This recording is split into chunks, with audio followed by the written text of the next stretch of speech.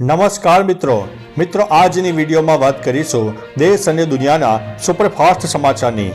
સૌપ્રથમ વાત કરીએ તો પાકિસ્તાનમાં ઇન્ટરનેટ સેવા બંધ કરાઈ છે। પાકિસ્તાનમાં ઇન્ટરનેટ સેવા બંધ કરી દેવામાં આવી હતી।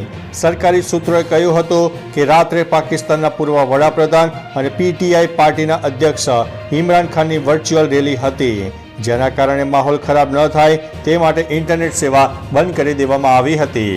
કેટલાક લોકો દાઉદ ઇબ્રાહિમના સમાચારને લઈને ઇન્ટરનેટ બંધ કરવામાં આવ્યું છે તેમ પણ જણાવી રહ્યા છે, જો કે દાઉદ ઇબ્રાહિમને લઈને કોઈ પુષ્ટિ થઈ નથી। અન્ય મહત્વના સમાચારની વાત કરીએ તો પીએમ મોદીએ વારાણસીના ઉમરા ખાતે નવનિર્મિત સ્વરવેદ મહામંદિરનું ઉદ્ઘાટન કર્યું છે। તેમની સાથે રાજ્યના મુખ્યમંત્રી આદિત્યનાથ પણ ઉપસ્થિત રહ્યા હતા। સ્વરવેદ મહામંદિર 7 માળનું છે। સદગુરુ સદાફલ દેવ વિહંગમ યોગ સંસ્થાન દ્વારા તેને બનાવવામાં આવ્યું છે।